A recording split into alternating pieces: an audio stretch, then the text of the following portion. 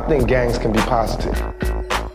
It just has to be organized. We got a special guest with us today, Mr. John Podash, author of FBI War on Tupac and Black Leaders. From what I understand is you were researching Shakur Panther story. You were researching the Panther 21 and was doing research on the BLA and some things of that nature. When in 1994, November 94, a Washington Post blurb came through that Shakur may have been targeted by police. Well, it basically said it was covering the sexual assault trial, and it said that in another strange twist, the same police officers that first showed up at the sexual abuse charge incident, a year later were the first to show up when he was shot in the New York recording studio lobby. Yeah, and so I saw that when I was researching his Panther parents who led the Harlem Black Panthers, and I called his lawyer, Michael Warren, and said, do you think they're targeting Tupac like they're targeting his parents? And they said yes, and no one's writing about it. So I said I'd like to write an article about it for one of these top kind of activist magazines around the country. He knew of them.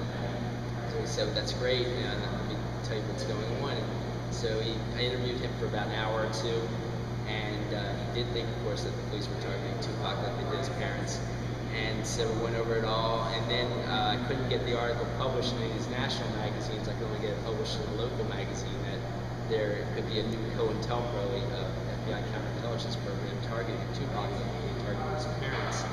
And then finally, of course, in 1998 or 9, they actually published it in 99, they published the full article, or a longer version of the article with 50 endnotes in a magazine called Covert Action Quarterly, which was started by a CIA whistleblower named Bill Agee. And so they've won a lot of Project Censored awards. So when I published that, that's when people like his business manager, Watani Tayenaba, who's a security director for the New African People's Organization, and a former LA Black Panther, said, you got to turn this into a book. You get to get the story out there, or else the story not going to get out there. So you mentioned Watani. Michael Foreign. I want to go more into some of the different people that knew Tupac or Tupac's attorneys that you have talked to. But before that, I still want to get a little more background info on you. Sure.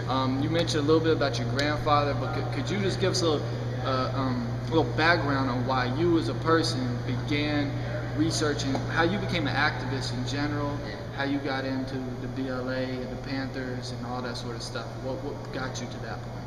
My grandfather was a Marxist lawyer. He defended, he worked for the NAACP for free all his life while he was doing, of course, had his career, but he did free work constantly for them. And then he also defended the Black Panthers at one point, though he just didn't talk about it much. And he got some, my aunt told me he got some Black Panthers off in New York, but apparently it wasn't, a Faney's group. So there was actually different versions of the Black Panthers, but that's a little too long to describe.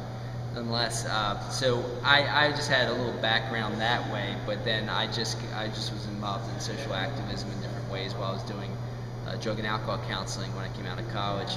And so it was about 1990 or 91 when I had a client, we call him, this addict, who said my father was a Black Panther killed by the police.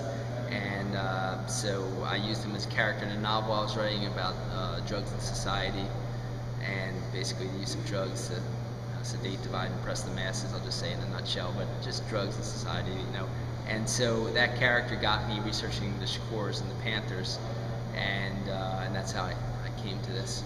Okay. And when you were working on that novel and you saw the Washington Post article about Tupac Shakur being shot, prior to that point, were you familiar with Tupac Shakur, the rapper? Did you know about Afeni's son and him being a rapper and all that? Just barely knew of him. I like Public Enemy, I like Tribe Called Quest, I like different groups like that, BDP, Boogie Down Productions, some other groups like that. Wake up! Take the pillow from your head and put a book in it! But, and I just, so then I really, of course, just started buying more Tupac stuff and researching more at that point. Where'd you grow up? I grew up in Baltimore. You grew up in Baltimore? But I was in Washington when I saw that, and then I moved to New York for 10 years, and New York's where I did most of my research because I could go to the courthouse and get the court transcripts and talked to Michael Warren in person and things like that. Okay, and you've also Choke Lumumba. And yeah, I talked to Choke Lumumba on the phone when he was in Jackson, Mississippi at that time. And he's the national director, national chairman of the New African People's Organization.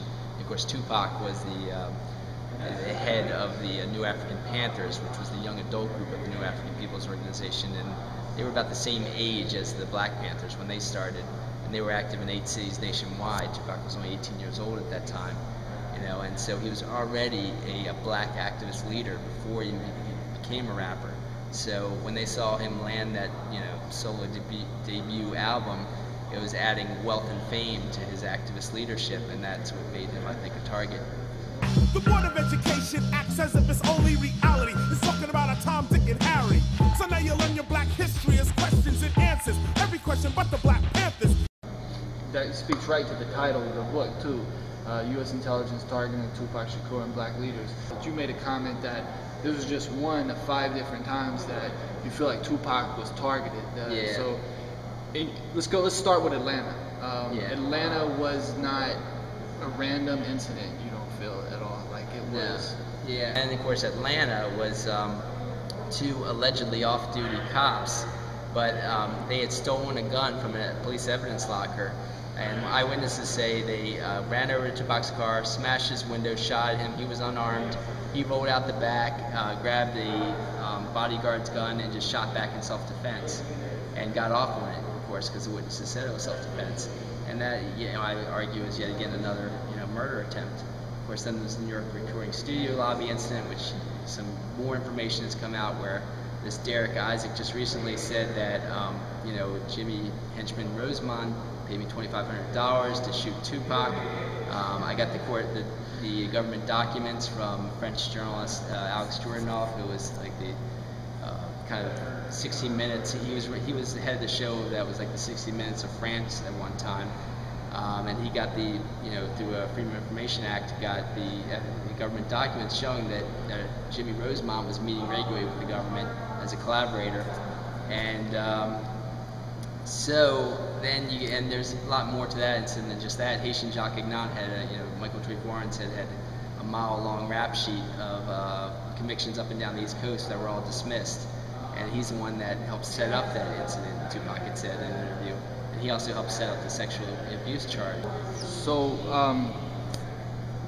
can you just maybe run down like a list of like a couple, like some of your primary sources that you've delved into specifically? Sure. Well, one thing I'll say also that I have to get in there is that Tupac was misunderstood, and Watani Taihima confirmed to me that he was only pretending to be this gangster in order to appeal to gangs and politicize them. Okay, that's not who he really was. He was really an intellectual prodigy. He was a brilliant, guy who didn't belong to gangs, and so this was a political plan to do that, to politicize gangs. It was part of the gang peace truce movement between the Bloods and the Crips, as Black Panther Extended Family was helping to extend throughout California and throughout the country. It was having a lot of success to the point that the Young Lords started doing it too. Young Lords was the Puerto Rican version of the Black Panthers in the 60s. And I talked to Vincent Panama Alba, for example, who said he helped get the Latin Kings to put down their, stop drug dealing and turn into left-wing activists. So primary sources include people like Michael Warren, Choke Lumumba. Choke Lumumba was Tupac's national lawyer. Watani Taihima, as I said, was his business manager of the former LA Panther. I got court documents on a number of these court cases that I cite and show in the book and in my film. The FBI War on Tupac Shakur and Black Leaders is also the title of the film based on the book. I show CIA documents I got. I show the letters from the Justice Department when I did the Freedom of Information Act to get his FBI file in Los Angeles, where the Justice Department workers said that there was over 4,000 pages in Tupac's FBI file in Los Angeles. I paid for them all, and I showed a letter of paying for them all, but of course they only sent me 99 pages, they said, for national security reasons. So those are some of the many primary sources that I've got. That's great. And Mumia wrote the foreword through Pan Africa of your book. Right. That's pretty powerful as well. Yeah, thanks. Well, Mumia is incredible. Mumia Abu Jamal is an incredible person, and So, you know, I feel really grateful to him for doing that. And Pam Africa has been a great supporter for the book, and she's head of Mamiya's Freedom Campaign. So, yeah, it's really great. I have a whole chapter on him because of what happened to him.